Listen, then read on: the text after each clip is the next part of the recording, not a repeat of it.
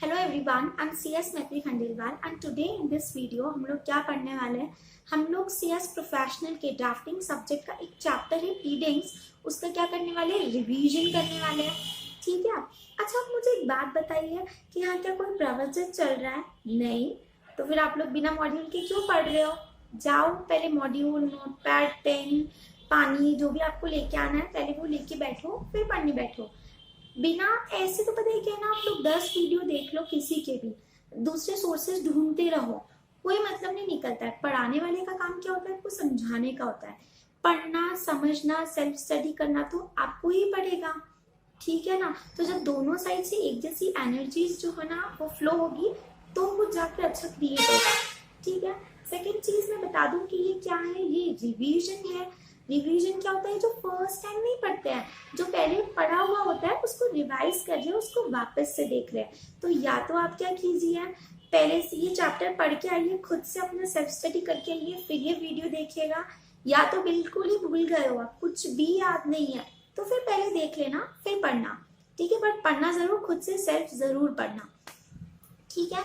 अब हम लोग ऐसा करते हैं, हम लोग रीडिंग जो है वो स्टार्ट करते हैं। तो रीडिंग मतलब क्या होता है? रीडिंग मतलब तो बोले रीडिंग्स होता है बस। अरे वाह। रीडिंग मतलब क्या होता है? बोले बहस करना होता है। फिर बोले इसको पढ़ाने की क्या जरूरत है? मतलब हम लोग तो वैसे ही बहुत एक्सपर्ट है बहस करने में, अब क्यों पढ़ा रहे हो, है ना। वो तो बिल्कुल सही बात है।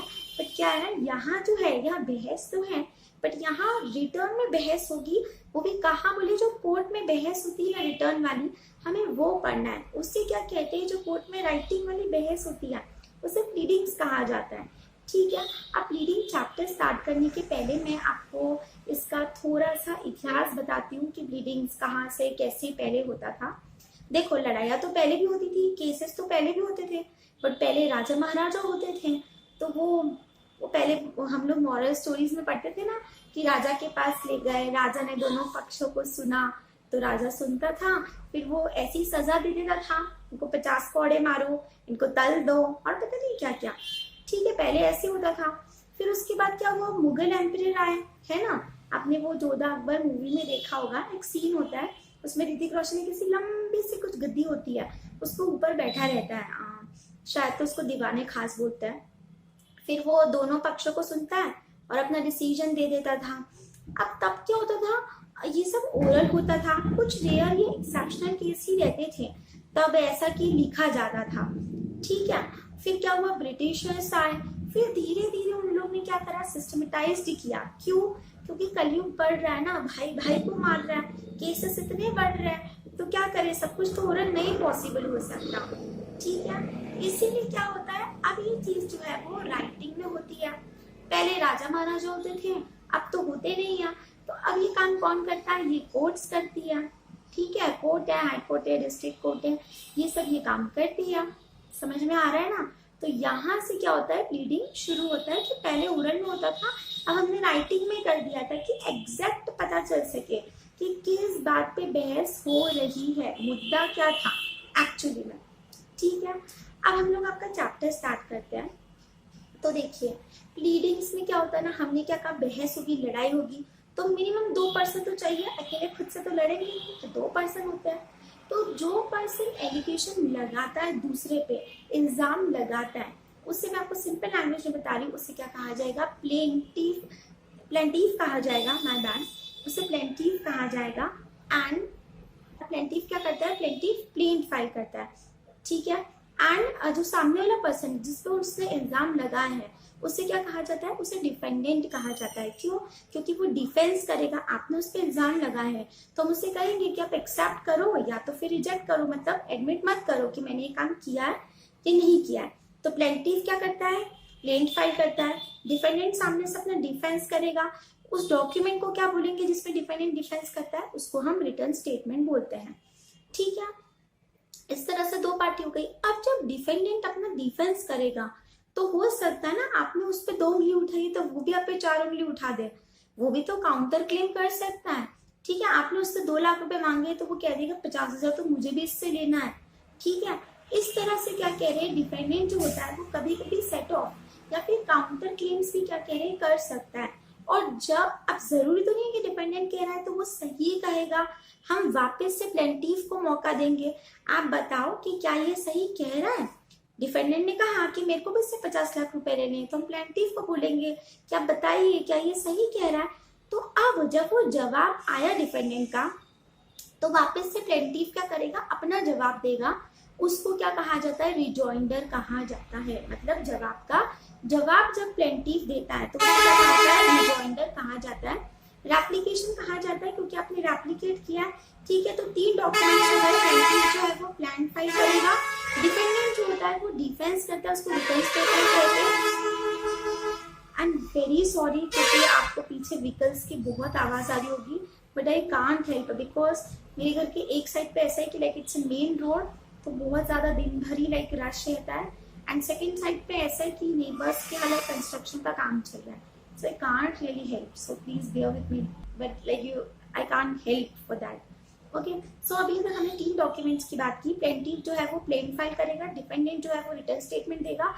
अगर वो काउंटर क्लेम करता है तो वापस से प्लेंटिफ से पूछा जाएगा और वो क्या करेगा, वो रिजॉइंडर जो है वो फाइल करता है। अच्छा, फिर तो ऐसे ही गेम खेलते रहेंगे, अब वापस से प्लेंटिफ एलिगेशन लगाएगा, फिर डिपेंडेंट कुछ बोलेगा, नहीं ऐसे नहीं होता है। हमने प्लेंटिफ को क्या बोलेंगे, अगर आपको जितने भी एलिगेशंस लगाने थे आप पहली बार में एक बार में ही लगा देते, ये बार बार कोई गेम चल रहा है क्या, आप बोलो फिर वो बोले फिर वो बोले, कोर्ट की तो बारी ही नहीं आएगी, है ना। तो प्लेंटिफ को जितने एलिगेशन है जो भी बोलना है पहली बार में ही बोल दे, डिपेंडेंट तेरे को भी जो भी बोलना था तो पहले अपने स्टेटमेंट में एक ही बार में दे देना। इसीलिए तो क्या कह रहे हैं, इसीलिए तो हम प्लीडिंग्स पढ़ रहे हैं। आप बोलोगे हमें क्यों पढ़ा रहे हैं, इसीलिए तो पढ़ा रहे हैं, कल को आपका क्लाइंट है, उसको प्लेन आता है, समन आता है कोर्ट से, वो आपको देगा, आप सीएस हो, बोलोगे ये क्या होता है, मुझे तो नहीं पता, ऐसे कैसे नहीं पता है, अभी तो आपको रिटर्न स्टेटमेंट भी लिखना है इसके लिए, ठीक है। तो आपको इसीलिए पढ़ाया जा रहा है कि आपको एटलीस्ट बेसिक नॉलेज हो, अगर आपको कभी काम पड़े तो आप भी समझ तो सको कि एटलीस्ट कम से कम है क्या, ठीक है।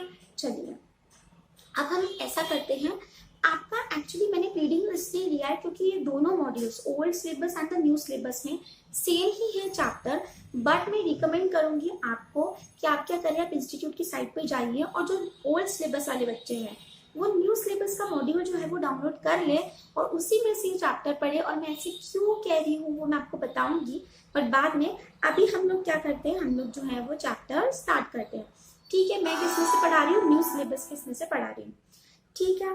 तो सबसे पहले तो क्या कहा, प्लीडिंग्स मतलब क्या होता है, बोले प्लेंट या रिटर्न स्टेटमेंट। अच्छा एक बात बताओ, रिटर्न स्टेटमेंट क्या सिर्फ डिपेंडेंट फाइल करेगा, एग्जाम में आता है तो हम क्या कहेंगे, नहीं, रिटर्न स्टेटमेंट दोनों फाइल कर सकते हैं, प्लेंटिफ भी और डिफेंडेंट भी। पर बोले डिफेंडेंट जो रिटर्न स्टेटमेंट देता है वो प्लेंट के अगेंस्ट में देता है, और बोले जब वापिस से वो काउंटर क्लेम करता है तो प्लेंटिफ जो बोले रिटर्न जो रिप्लाई करेगा उससे भी रिटर्न स्टेटमेंट कहेंगे, और उसे हम लोग बोले रिजॉइंडर और एप्लीकेशन भी कहा जाता है, ठीक है। अब आप मॉड्यूल में आएंगे तो सबसे पहले तो आपको बैकग्राउंड बताया इंडियन सिस्टम का, जो कि मैं आपको ऑलरेडी भी बता चुकी हूँ, इतिहास, ठीक है। इसके बाद में आपको बताया गया है, देखो हर चीज को रेगुलेट करना ही पड़ता है। अब प्लीडिंग्स है तो बोले प्लीडिंग्स किससे रेगुलेट होती है, बोले सिविल प्रोसीजर कोड में इसके बताए गए हैं रूल्स वगैरह, उसी के बिना पे लाइक प्लीडिंग्स होती है। सुप्रीम कोर्ट भी रूल्स बनाते हैं, या फिर जिस भी एक्ट के तहत आपका केस चल रहा है उसमें जो रूल्स है वो आपको फॉलो करने पड़ेंगे प्लीडिंग्स के दौरान, ठीक है। सेकंड कह रहे बोले प्लेंट और कंप्लेंट में क्या अंतर होता है, तो देखो वैसे तो क्या है, जनरली दोनों सेम ही होते हैं, ठीक है, क्योंकि दोनों में क्या उत्पीड़न के कारण बताए जाते हैं कि आप क्यों उत्पीड़ित हो। बट द एक नॉर्मल बैलेंस में क्या होता है कि प्लेंट मतलब ये होता है हम उसे सिविल केसेस के लिए यूज कर लेते हैं, एंड कंप्लेंट जो है हम वो क्रिमिनल केसेस के लिए यूज कर लेते हैं, ठीक है, फेयर इनफ। इसके बाद आपको ये बताया गया कि जब पर्सन को डिफेंडेंट को समन आता है तो उसके साथ में प्लेंट भी आता है, और उसको 30 डेज का टाइम दिया जाता है कि 30 डेज में क्या करिएगा, रिटर्न स्टेटमेंट जो है वो फाइल कर देना, ठीक है। नेक्स्ट आपको दिया गया है, बोले प्लीडिंग्स जो होती है मतलब ये प्लेंट और रिटर्न स्टेटमेंट, बोले ये फाउंडेशन होती है किसी भी केस की, किसी भी लिटिगेशन की। फाउंडेशन मतलब क्या होता है, बेस होता है, बेस जो है वो हमेशा स्ट्रॉन्ग रहना चाहिए, है ना। तो क्या कह रहे हैं, प्लीडिंग्स फाउंडेशन होती है। फाउंडेशन क्यों होती है मैं आपको बताती हूँ, क्योंकि जो बात आप प्लीडिंग्स में लिखोगे, जो बात आप प्लेंट में और अपने रिटन स्टेटमेंट में लिखते हैं, वही बात आप आगे जाके कोर्ट में उस पर बहस कर सकते हैं, वही बात एडजुडिकेट होगी, उसके अलावा कोई मुद्दा नहीं उठाओगे। ठीक है, हालांकि क्या होता है कभी कभी कोर्ट अलाउ करती है रेयर केस में, बट वो जो होता है वो कोर्ट का एक्सेप्शनल पावर होता है। अदरवाइज तो क्या है, प्लीडिंग में जो बातें नहीं लिखी है वो बातें कभी कोर्ट में फिर आप एडजुडिकेट नहीं करोगे।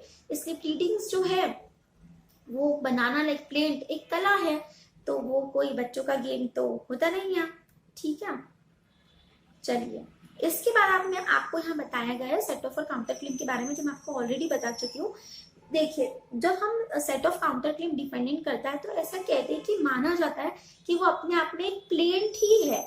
क्या है, वो अपने आप में प्लेंट ही है, उसे ओरिजिनल प्लेंट की तरह ही ट्रीट किया जाता है और कोर्ट बिल्कुल उसको वैसे ही लाइक डील करेगा जैसे कि ओरिजिनल प्लेंट जो है वो करता है। ठीक है, नेक्स्ट आपको दिया गया है, बोले प्लीडिंग्स के ऑब्जेक्ट क्या है। तो देखो, प्लीडिंग्स का ऑब्जेक्ट जो है वो ये है, क्योंकि अगर राइटिंग में नहीं दिया तो हम कौन से इतनी ईमानदारी के मूर्त है, हम तो अपनी बात से बहुत जल्दी पलट जाते हैं। जिबान कहते तो है कि जिबान की कीमत, बट आजकल ऐसे कुछ नहीं है, तो आप तो अपनी बात से पलट जाओगे अगर ओरल लाइक चलता रहा तो। ठीक है, तो क्या होता है कोर्ट में, वरना डिफेंडेंट क्या बोलेगा, मैं तो डर गया, मैंने ऐसे कुछ नहीं किया, ये मुझ पे पता नहीं क्या क्या इल्जाम लगा रहा है। ठीक है, प्लेंटिफ क्या बोलेगा, हो झूठा, तूने तो ये सब किया है, अब तू मान नहीं रहा है ना। तो राइटिंग में होगा तो कोई एलिमेंट तो सरप्राइज नहीं होगा वहां पर जाके, अरे ये क्या बोल दिया, पहले तो पता है, पहले तो तुझे नोटिस दे दिया था, पहले तो तुझे प्लेन भेज दिया था, है ना। इसीलिए मुद्दा क्या है ये पता चल जाए, एक्चुअली में दोनों पार्टीज उसके लिए प्रिपेयर हो जाए और कोर्ट को भी पता चल जाए कि एक्चुअली में क्या केस है, किसका एडजुडिकेट करना है, क्या डिटर्मिनेशन करना है। यही ऑब्जेक्ट होता है प्लीडिंग्स का। ठीक है, एक ये भी होता है कि देखो, आपने अगर जैसे 4 एलिगेशन लगाए, सामने वाले ने अगर उसमें से 2 मान लिए, तो एटलीस्ट वो बात पे तो कोर्ट में बहस नहीं करना पड़ेगी ना, कि वो बात तो खत्म ही हो गई, वो तो इधर वाले ने मान ही लिया है। ठीक है, यही क्या होते हैं, ऑब्जेक्ट्स होते हैं प्लीडिंग के। नेक्स्ट आपको दिया गया है फंडामेंटल रूल्स ऑफ प्लीडिंग। देखो, सबसे पहले मैं आपको बताती हूँ, आपने कई बार मूवीज में सुना होगा, पर ऐसे बोलते हैं कानून जो है एक सबूत मांगता है ना। बिल्कुल करेक्ट बात है। आपने केस फाइल किया, प्लेंटिफ डिफेंडेंट, आपने जो एलिगेशंस वहां लगाए हैं और आप जो प्रूफ दोगे उसी के बेसिस पे क्या कह रहे हैं, कोर्ट जो है वो क्या करता है, केस डिसाइड करता है। एक बार एक एग्जाम्पल के लिए समझो, 2 पार्टीज है, ये जो है ये करेक्ट वाला है एक्चुअली, और इसने क्या किया, चिटिंग किया है। ठीक है, ए एंड बी। क्या होता है ना, ए ने केस तो फाइल किया बट इसके पास कोई सबूत नहीं है, और जो बी है उसने झूठे एविडेंसेस बना लिया। अब कोर्ट क्या करेगा ना, आपने फाइल तो किया, कोर्ट को लग भी रहा है कि आप सही हो, बट सबूत नहीं है ना आपके पास, सबूत तो बी के पास है। तो कोर्ट बी के सबूत को मद्देनजर रखते हुए भी क्या करेगा, अपना फैसला सुनाएगा। वो ये तो नहीं कह सकता नहीं मेरा मन नहीं मान रहा है, ऐसा नहीं है। कोर्ट जो है वो सबूतों पे चलती है। ठीक है, तो यहाँ आपको, आप फंडामेंटल रूल्स ऑफ प्लीडिंग जो हेडिंग है उसमें आइएगा, आपको यहाँ एक टर्म दिया गया हुआ है, सेकेंडम एलिगेटर एट प्रोबैट। ठीक है, इसका मतलब क्या होता है आप लोग लिख लीजिए, that it is the duty of the जज to determine the case on the basis of allegations and evidences, proofs. ठीक है, कि जो एविडेंस देगा उसके बेसिस पे जज जो है वो डिसाइड कर सकता है केस को। ठीक है, क्लियर हुआ, वेरी। नेक्स्ट आपको फंडामेंटल रूल्स ऑफ प्लीडिंग में 4 रूल्स बताए हैं जो आपको प्लीडिंग, प्लेंट या रिटन स्टेटमेंट बनाते टाइम ध्यान में रखने हैं। क्या क्या हम लोग 1 बाय 1 लेते हैं। पहला तो ये कह रहे हैं कि आप कोर्ट को क्या करोगे, प्लीडिंग्स में आपको फैक्ट बताना है, लॉ नहीं बताना है, अपनी होशियारी नहीं माननी है। उनको लॉ मत सिखाने बैठो, उनको तो वैसे ही आता है ना, वो तो बहुत ज्यादा आपसे ज्यादा समझदार है। तो कोर्ट में कभी लॉ नहीं बताने अपनी प्लीडिंग में, सिर्फ फैक्ट्स बताओगे। सेकंड बोले, फैक्ट्स भी कौन से बोले, मटेरियल फैक्ट्स बताना है। ठीक है, फालतू की बकवास नहीं करनी है, कोर्ट के पास इतना टाइम नहीं होता है। ठीक है, तो मटेरियल फैक्ट्स बताओगे। थर्ड क्या कह रहे हैं, बोले ऐसे फैक्ट्स तो बताना है, बट ऐसे फैक्ट्स मत बताना जो कि एविडेंस होते हैं, क्योंकि अगर एविडेंस बता दिया तो फिर काम ही खत्म हो गया ना, है ना। तो ऐसे फैक्ट्स नहीं बताना है। एंड फोर्थ चीज कह रहे हैं कि जो भी बताओ प्रिसाइज बताओ, एक्यूरेट बताओ, अनक्वेश्चनेबल चीजें बताओ। ठीक है, कोर्ट का समय जाया मत करो, ऐसी प्लीडिंग बनाओ जो जल्दी से रीड करी जा सके, असली मुद्दे पे पहुंचा जा सके, इधर उधर भटकाओ मत कोर्ट को। ठीक है, अब हम वन बाय वन करके क्या करते हैं, एक एक रूल्स जो है वो पढ़ते हैं। आपका पहला क्या था कि फैक्ट्स बताना है, लॉ नहीं बताना है। तो सिंपल सी चीज है, कोर्ट को कभी ये मत बताओ कि इस चीज का लीगल इन्फ्लुएंस क्या निकलेगा, मेरे साथ ऐसा हो गया है तो लॉ में इसका मतलब ऐसे निकलता है तो मुझे ऐसी रेमेडी मिलेगी। नहीं, कोर्ट को ऐसा पता है, आप उनको नहीं समझाने आप, ठीक है ना। सेकेंड चीज, अगर कभी आप फिर भी ऐसी मूर्खता वाला काम कर ही देते हो तो क्या कहा जाता है, तो क्या होता है एक्चुअली कि एक जज का फिर भी ये ड्यूटी है कि वो अपना डिटरमाइन करे, वो कोई आपके उस पर नहीं चलेगा। जरूरी थोड़ी ना कि आपने जो इंटरप्रेट किया है वो सही है, तो जज अपना काम करेगा। एंड द तीसरी चीज ये है, लॉ नहीं बताने को बोला तो लॉ का तो ज्ञान बांट रहे हो, फैक्ट बताने को बोला वो तो ठीक से बता नहीं पा रहे हो, क्या लिख रहे हो, मेरे से 10,000 रुपए का इसने चीटिंग किया, मैंने इसको 10,000 रुपए दिया था, ये तो बताया ही नहीं, कुछ ऐसा फैक्ट तो बताओ, कब दिया था, कितने समय के लिए दिया था, कुछ लिखा पढ़ी हुई थी क्या, किसके सामने दिया था, ऐसे कुछ फैक्ट्स तो बताओ ना। अगर आप ऐसे फैक्ट्स नहीं बताते हैं तो वो प्लीडिंग भी अच्छी नहीं मानी जाती है, वो भी गंदी प्लीडिंग, खराब प्लीडिंग भी होती है, ठीक है। हम क्यों पढ़ रहे थे कि हम ऐसी गलती ना करें कोर्ट में, अगर हम बनाते हैं तो हम तो अच्छी प्लीडिंग बनाएंगे, हम लोग तो पढ़ के आए हैं, है ना, ठीक है, very good. The next thing आपको ये बताया गया है, जस्ट आपको कुछ एग्जाम्पल्स इलस्ट्रेशंस दिए हुए हैं कि आपको क्या फैक्ट बताना है और क्या फैक्ट नहीं बताना है, ठीक है, क्या नहीं बताना है एक्चुअली। अब आप कह रहे थे ना मैंने आपको न्यू मॉड्यूल में से पढ़ने को क्यों बोला है, वो इसीलिए बोला है क्योंकि आपका जो ओल्ड मॉड्यूल है उसमें भी यही सब कंसेप्ट तो यही है, बट क्या है यहाँ पर एग्जाम्पल्स नहीं है। और क्या होता है ना, जब हम कोई चीज कंसेप्ट के साथ में एग्जाम्पल्स के साथ पढ़ते हैं ना तो वो ज्यादा अच्छे से समझ में आती है। एग्जाम में ये भी हो सकता है कि इन इलस्ट्रेशंस के ऊपर आपको केस लॉ आ जाए, है ना। सेकेंड चीज ये है कि यहाँ पर क्या डिटेल में आपको स्टडी मटेरियल थोड़ा ज्यादा अच्छा लिखने के लिए आपको ज्यादा अच्छा हो जाएगा। एंड ये भी है कि यहाँ पर प्लेट स्टेटमेंट इन सब के फॉर्मेट्स दिए हुए हैं प्रॉपर कि कैसे बनाया जाता है। हमको तो ये सब एग्जाम में आता है ना, वहां तो ये नहीं कह सकते मैं ओल्ड सिलेबस का हूँ, मेरे मॉड्यूल में नहीं है, नहीं नहीं नहीं नहीं, तो न्यू सिलेबस डाउनलोड कर लो मॉड्यूल और फिर यहाँ से आप क्या कर लीजिएगा, पढ़ लीजिएगा। Very clear. चलिए, अब इलस्ट्रेशंस में ये दिया गया है कि सपोज करो कोई डिक्लेरेटरी सूट जो है वो फाइल हुआ है, तो डिक्लेरेटरी सूट मतलब क्या, कोई प्रॉपर्टी या किसी पोजेशंस को लेके हो रहा है। एक एग्जांपल लेते हैं, जैसे सपोज करो एक बंदा मर गया, एक्सपायर हो गए हैं, ठीक है। अब दो पर्सन है जो क्लेम करते हैं कि मैं उसका लीगल हायर हूँ, तो वो दोनों को ये तो बताना पड़ेगा कि आपका रिश्ता क्या था उस मरे हुए व्यक्ति से, तो कोर्ट ये डिटरमाइन कर सके कि किसका करीब का रिश्ता था। अगर कोई विल वगैरह थी तो वो है क्या, हमें लाके बता दो, ठीक है। तो इस तरह सबको फैक्ट बताने पड़ेंगे। सेकंड कहते हैं कि अगर मनी से रिलेटेड सूट है तो ऐसे तो बताना ना कि कब दिया था, किसके सामने दिया था, कितने दिए थे, कोई कुछ लिखा पढ़ी है क्या, ऐसे कुछ फैक्ट्स बताना, ठीक है। उसके बाद कह रही है कि अगर मैट्रिमोनियल अगर कोई पिटीशन या फिर केस आप फाइल करते हैं तो क्या कह रहे हैं कि अगर वाइफ ने किया है तो वो बताए कि ये पी के आता था या मुझे मारता था या कभी पब्लिक में आपको मारा है किसी के सामने, या फिर अगर they have not cohabited like at once और if they are not like living together, मतलब किसी भी तरह की मेंटल या फिजिकल क्रुएलिटी के बारे में बताना है तो आपको बताइए। And it's for both husband and wife, okay, both vice versa. इसके बाद में आपको कुछ एग्जाम्पल्स दिए गए हुए हैं, वो आप पढ़िएगा खुद से, ठीक है। एक इम्पॉर्टेंट बात ये है कि हमने आपको ये कहा कि अगर आप फैक्ट्स प्रॉपरली एक्चुअली नहीं बताते तो ये हो सकता है कि आपका प्लीडिंग्स जो है, आप वो क्या कह रहे हैं, कॉज ऑफ एक्शन प्रॉपरली नहीं बताते हो तो आपका प्लीडिंग्स जो है वो डिसमिस भी हो सकती है, ठीक है।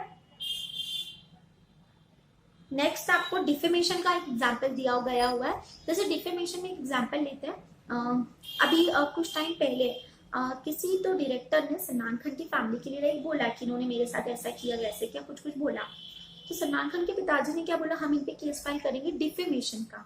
जब आप डिफेमेशन का केस उस डायरेक्टर पे फाइल करेंगे तो उनको बताना पड़ेगा कि उसने मीडिया में बोला था, सोशल मीडिया पे बोला था और क्या बोला था, क्या वर्डिंग्स थे उसके, ये भी बताना पड़ेगा। ये भी अपने आप में क्या है, फैक्ट है, ठीक है। ये इलस्ट्रेशंस आप पढ़िएगा। मैं second fundamental rules of reading पे आ रही हूँ एंड दैट इज कि आपको मटेरियल फैक्ट्स बताना है। सिंपल सी चीज है, मटेरियल फैक्ट्स बताना है। क्यों मटेरियल फैक्ट्स ही बताना है, ताकि क्या कह रहे हैं कि वॉल्यूम क्रिएट ना हो। हमें वजह की कोई महाभारत की कथा नहीं लिखनी कि ग्रंथ बनाना है, नहीं, जो इम्पोर्टेंट है वो ही लिखना, ठीक है। और इसीलिए क्या कह रहे हैं, जो प्लीडर्स, जो लॉयर होते हैं, उनको क्या आना चाहिए, उनको मार्शलिंग का आर्ट आना चाहिए, ठीक है। उनके लिए बहुत जरूरी होती है ये कला। क्यों होती है मैं बताती हूँ। मार्शलिंग मतलब क्या होता है, चीजों को कलेक्ट करना और अरेंज करना। तो हमें तो नहीं पता कि क्या कोर्ट में बताया क्या नहीं बताया, बट लॉयर का तो रोज काम ही यही होता है ना, तो उससे तो ये चीज पता होना चाहिए, ठीक है। तो लॉयर्स को, लीडर्स को बहुत जरूरी है कि उनको मार्शलिंग का आर्ट आता हो, और वो क्या है, वो एक कला है जो कि सीखी जा सकती है अगर नहीं आती है तो, ठीक है। सेकेंड, आपको यहाँ पर एक एक्चुअली चीज बताई हमने, ये तो कहा कि आप मटेरियल फैक्ट्स बताइए, बट देखो अगर कोई ऐसा फैक्ट है जो आज जब आप केस लाइक आप रिटन स्टेटमेंट लिख रहे हो या प्लेंट आप दे रहे हो, तब तो आपको लग रहा है कि ये इंपॉर्टेंट नहीं है, ये रेलेवेंट नहीं है, बट हो सकता है कि वो फ्यूचर में जाके रेलेवेंट हो, तो इससे बेटर कि आप उसको एक्सक्लूड करो, आप उसे इंक्लूड ही कर लेना। क्योंकि हमने क्या कहा था कि अगर प्लीडिंग में जो चीज नहीं लिखी जाती है, फिर वो बातें कोर्ट में डिस्कस नहीं होगी। इसीलिए क्या कह रही है कि ऐसी बातें आप जरूर लिख दीजिएगा जिसका आपको लग रहा है कि बाद में वो रिलेवेंट जो है वो रह सकती है। एक्चुअली यहाँ पर भी अब आपको क्या, यही actually main reason material facts का एक्चुअली यही होता है कि क्या अगर बहुत ज्यादा लिख देते हैं ना, तो क्या होता है, बहुत सारे दूसरे मुद्दे उठ के आ जाते हैं जो मेन मुद्दा था ही नहीं, और इसीलिए तो हमारे यहाँ वो तारीख पे तारीख लिखती रहती है। इसलिए मेन बातें लिखिए, इंपॉर्टेंट बातें लिखिए, जो लिखने की है वही लिखिए। यहाँ पर आपको कुछ इंस्टेंसेस दिए कि मटेरियल फैक्ट्स क्या होते हैं, फिर आपको ये भी इलस्ट्रेशंस दिए हैं कि मटेरियल फैक्ट्स क्या नहीं होते हैं। तो दोनों ओल्ड सिलेबस न्यू सिलेबस आप प्लीज इनको पढ़िएगा, अगर आपको कुछ लगता है तो आप मुझे पूछ लीजिएगा, ठीक है। नाउ द नेक्स्ट इज, आपको कुछ एक्सेप्शंस दिए जनरल रूल्स के, लाइक जो मटेरियल फैक्ट्स वाला था रूल, उसका कुछ एक्सेप्शन दिया है कि कब वो रूल नहीं लगता है। इसका पहला क्या है, बोले पहला कह रहे कंडीशन प्रेसिडेंट। कंडीशन प्रेसिडेंट मतलब क्या होता है, जिस बात के लिए आप कोर्ट में गए हैं, जो मुद्दा था आपका जिसके लिए आप लड़ रहे हो कोर्ट में, वो मुद्दा एक्चुअली अराइज ही इसलिए हुआ है क्योंकि उस पर कोई कंडीशन जो हमने रखी थी वो फुलफिल नहीं हुई है। वो फुलफिल हो जाती तो शायद वो मुद्दा उठता ही नहीं। एग्जाम्पल से समझते, सपोज करो दो बहुत अच्छे फ्रेंड्स थे। अब जो एक फ्रेंड है, राम है, वो टाउनशिप बना रहा है, वो शाम को बोलता है तू मेरे वहां पर प्लीज टाउनशिप में घर ले, तू तो वैसे भी एक नया घर देख रहा है। तो शाम क्या बोलता है, नहीं मुझे नहीं लेना। तो राम बोलता है लेना यार, मतलब मेरा ही तो है, ठीक है। तो वो क्या बोलता है, चल मैं लूंगा तेरे में टाउनशिप में, बट अगर तू मुझे कॉर्नर का देगा तो ही मैं लूंगा, वरना मेरे को नहीं लेना है, ठीक है। तो वो बोलता है ठीक है, एग्री। अब शाम क्या करता है, उसको कुछ एडवांस अमाउंट दे देता है, क्योंकि फ्रेंड्स थे तो ज्यादा लिखा पड़ी कुछ हुई नहीं। बाद में जब टाउनशिप वगैरह पूरी बन जाती है तो राम बोलता है अब तू मेरे को बैलेंस अमाउंट पे कर और ये घर ले। तो शाम सीधा मना करता है, डिनाई करता है। वो बोलता है क्योंकि कंडीशन जो है वो पूरी नहीं हुई है, तो मुझे कॉर्नर वाला घर नहीं दे रहा है तो मैं नहीं लेता, ठीक है। तो ऐसे में क्या होता है, अगर वो राम जो है वो कोर्ट में जाता है बैलेंस अमाउंट के लिए, तो शाम वो तो वहां जाके नहीं बोलेगा कि मैंने कंडीशन पूरी नहीं की, बट शाम को तो बताना पड़ेगा ना कि मैंने तो ऐसे कंडीशन का बोला था, इसलिए पूरी नहीं की है, तो मैं क्यों लूं वो घर, ठीक है। तो ऐसी जो कंडीशन प्रेसिडेंट्स होती है जिसकी वजह से केस अराइज हुए हैं, तो वो तो आपको बतानी ही पड़ेगी।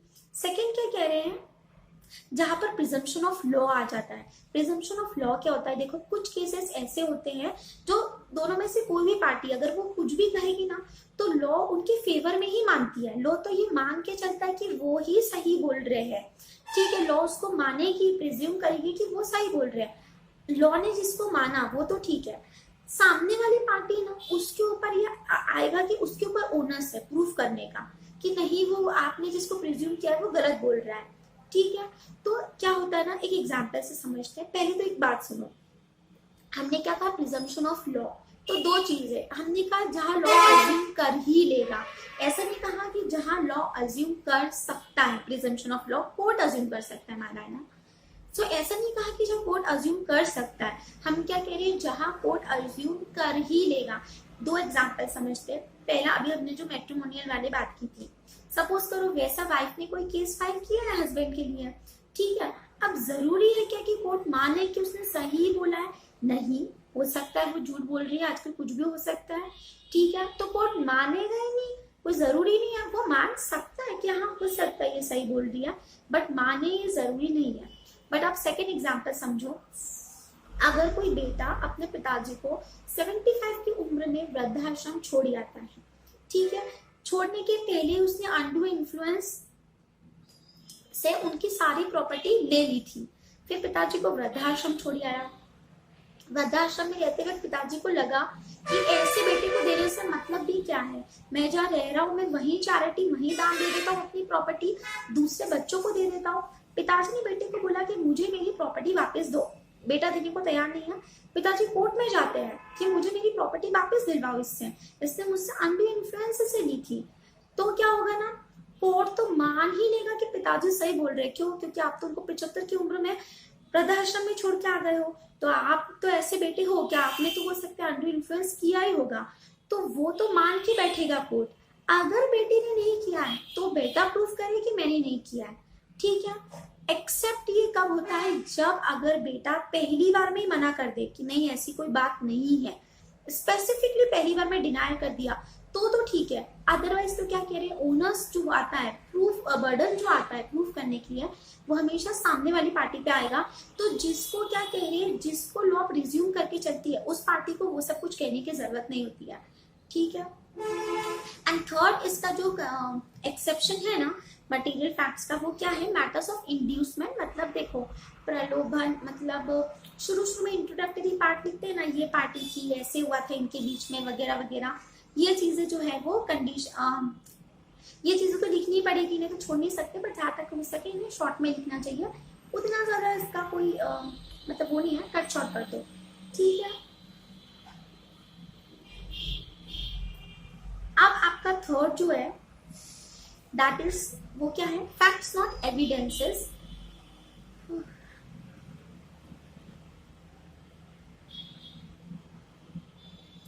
देखिए थर्ड पॉइंट जो है वो क्या है, फैक्ट्स नॉट एविडेंसेस। आपको कोर्ट को क्या बताने, फैक्ट्स बताने, एविडेंस नहीं बताने हैं, ठीक है। एग्जाम्पल के लिए समझो, जो एक हस्बैंड ने वाइफ को मारा, ठीक है, तो अगर वाइफ कल को क्लेम करती है कि इसने मुझे बहुत पीटा, तो वो ये तो बताएगी फैक्ट में क्या कि इसने मुझे मारा, बट अगर उस समय उनके घर में मिसेस शर्मा भी थी जो कि वाइफ के बिहाफ पे गवाही देने के लिए तैयार है, तो माना वो फैक्ट है, बट वाइफ वो नहीं बताएगी क्योंकि ये बता दिया, माना वो फैक्ट है, बट फिर वो एविडेंस भी तो है ना। तो क्या कह रहे हैं, कोर्ट में ऐसे एविडेंसेस, ऐसे फैक्ट्स नहीं बताना चाहिए जो एविडेंस भी होते हैं, ठीक है।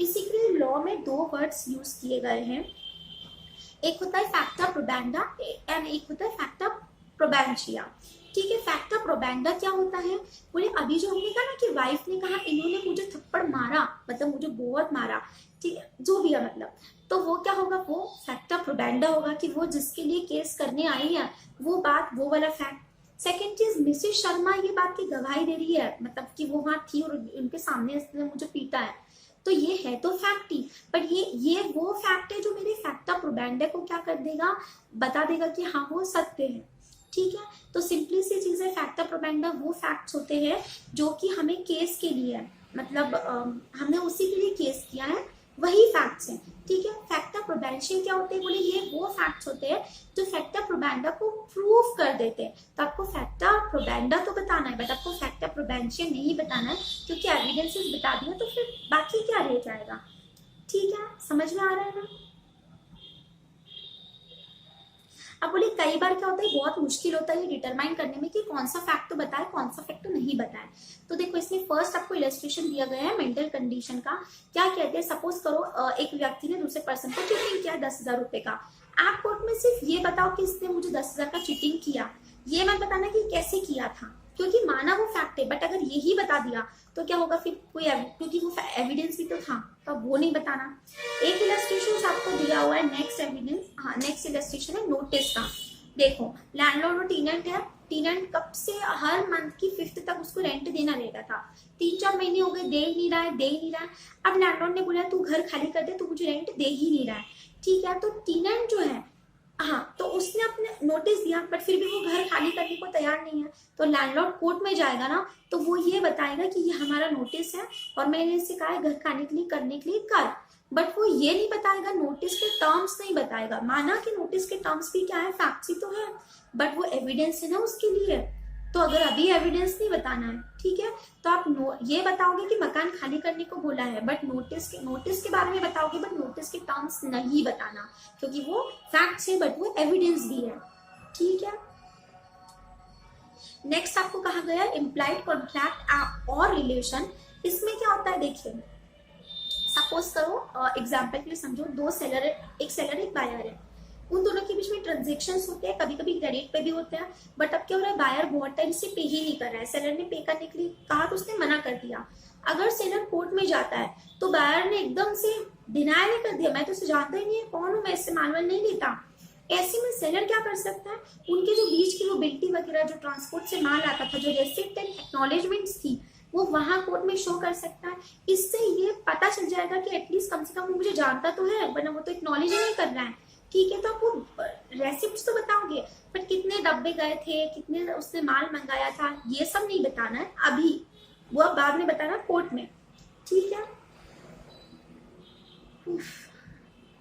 एंड लास्ट आपका जो है फंडामेंटल रूल्स ऑफ रीडिंग में, दैट इज 4th नंबर, कि fact to be stated concisely and precisely. मतलब देखो पैराग्राफ में लिखो, एक सब्जेक्ट एक पॉइंट में लिखो, और नंबरिंग कॉन्जिक्यूटिवली नंबर हो, एंड ज्यादा बड़ा बड़ा नहीं लिखना है, बस छोटा छोटा लिखो। एंड ज्यादा बड़े सेंटेंसेस लिखते तो कंफ्यूजन क्रिएट होता है, उनको 2-3 पार्ट्स में बांट लो। सिंपल सा हमारा ऑब्जेक्ट यही है कि कोर्ट जो है उसको जल्दी से हमारा प्लीडिंग जो है वो समझ में आ जाए।